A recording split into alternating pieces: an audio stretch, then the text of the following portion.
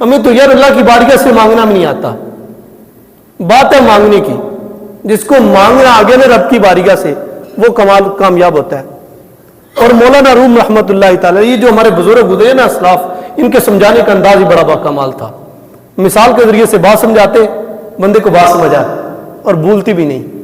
مولانا روم رحمۃ اللہ تعالی نے ایک واقعہ لکھا بڑا باکمال. آپ فرماتے ہیں سلطان محمود غزنوی کا دور تھا.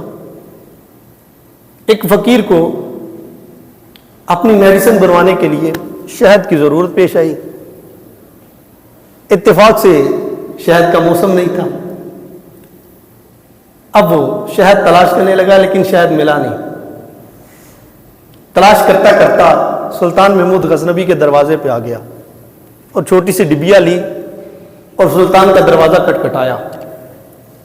ایاز سامنے آیا. ایاز نے کہا خیریت ہے، اس وقت آیا؟ کیا حضرت مجبوری لے آئی آپ کی چوکر تک. کہا کیا چاہیے؟ کہا حضور یہ ڈبیا لیجئے اور مجھے اپنی دوائی بنانے کے لیے شہد چاہیے. اسے امید اس دروازے تک لے کے آئی. شہد لینے کے لیے امید ہے کہ بادشاہ کی چوکر سے شہد ملے گا. امید لے کے آئی. ایاز نے پیغام سنا اور بادشاہ تک پہنچایا. کہا سلطان تیری رعایا کے غریب آدمی ہے، حالات نے مجبور کیا، بٹکتا ڈولتا ہوا، ہوا کے ہتھولے کھاتا ہوا تیری چوکر پہ پہنچ چکا ہے اور یہ ڈبیا لی ہے اور اس کی عرض اتنی سی ہے کہ مجھے اپنی دوائی کے لیے شہد چاہیے. اب محمود نے سنا تو کہنے لگا ایاز اس ڈبیا کو سائڈ پہ کرو اور اسے شاہی خزانے سے 2 مٹکے شہد کے دے دو. کہا بادشاہ اسے ضرورت اتنی سی ہے اور تم اتنا شہد دے رہے ہو، خیریت ہے نا؟ کہا ایاز بات یہ ہے کہ اس نے اپنی سوچ اور ضرورت کے مطابق مانگا ہے اور میں تو بادشاہ ہوں نا، میں اپنی سوچ اور اپنی سخاوت کے مطابق عطا کروں گا. بات مانگنے کی ہے. بندہ جھک کے مانگ لے تو صحیح، لیکن مانگنا شرط ہے. مانگنا آتا ہو. یہ مانگنا بھی ہر کسی کو آتا نہیں ہے. اور جنہیں مانگنا آتا ہے نا، لوگ انہیں دیکھ کے تو کہتے ہیں یار یہ تو دیوانہ ہے، اسے تو پتہ نہیں ہے. یہ فرق ہوتا ہے. مانگنا کسی کسی کو آتا ہے. میں نے نمازیوں کو دیکھا ہے، باہر والوں کی بات نہیں میں کرتا یار، میں نے نمازیوں کو دیکھا ہے، ان کے مانگنے کا انداز بڑا مختلف ہوتا ہے. جو نمازی ہوگا نا پکا نمازی، حدیث پاک کے مطابق ایک نماز جان بوجھ کے ترک کرنے والے کو، سستی سے نماز ترک کرنے والے کو نمازی نہیں کہا گیا. اب نمازی ہوگا نا جو، اس کے دعا مانگنے کا انداز مختلف ہوتا ہے. اور جو کبھی کبھی مسجد میں آتا ہے نا، اس کے دعا مانگنے کا انداز میں بڑا فرق ہوتا ہے.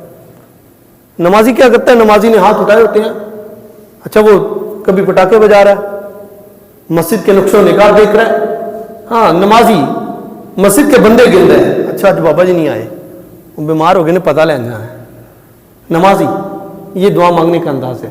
اور جو کبھی کبھی دعا نمازی ہوتا ہے نا، نماز پڑھنے بیچارہ، اس کے دعا مانگنے کا انداز میں بڑا فرق ہوتا ہے یار. اس کی دعا کا عجیب منظر ہوتا ہے، ہاتھ اٹھائے ہوتے ہیں، سر جھکایا ہوتا ہے اور لبوں میں جنبش بھی نہیں ہو رہی ہوتی نا، وہ دل ہی دل میں اپنے رب سے پتہ نہیں کیا کیا مانگ رہا ہوتا ہے. آنکھوں سے آنسو بھی ہوتے ہیں اور لوگ آنسو دیکھتے ہوں گے نا تو کہتے ہیں یار یہ تو دیوانہ ہے. یہ ہر کسی کو ملتا نہیں ہے رونا. یہ بڑی سعادت کی بات ہے. قسمت والی آنکھیں جو خوف خدا میں روتی ہیں، عشق والی آنکھیں حضور کی محبت میں جو روتی ہیں، حضور کا نام سن کے تو آنکھوں میں حیا پیدا ہو جاتی ہے. یار یہ ہر کسی کو نصیب نہیں ہوتا. ہم دیکھ کے مذاق اڑاتے ہیں، یہ آرٹیفیشل ہے، بناوٹی ہے. عشق رسول ہے جسے چاہے جیسے نواز دیں. یہ جس پہ کرم ہوتا ہے اسی کو نصیب ہوتا ہے، دوسرے کو کوئی پتہ نہیں ہوتا. اور یہ عشق کی بات ہے، جس کو ہو جائے پھر رب سے امید بھر آتی ہے کہ یار میرا رب بخشنے والا ہے، میں اپنے رب سے نہیں مانگوں گا تو مانگوں گا کس سے؟ اچھا پھر ساری عبادتیں کرنے کے باوجود، سارا کچھ کرنے کے باوجود بندے کی آنکھوں میں آنسو بھی آ جاتے ہیں، یار پتہ نہیں میرا رب قبول کرے گا کہ نہیں کرے گا. پھر یہ عالم ہوتا ہے. اور پھر اس سے آگے بھی کئی باتیں ہیں نا. یہ تو ان کے لیے جو عشق والے ہیں. تجھے عشق ہو خدا کرے، تو اسے تسبیحوں میں پڑھا کرے،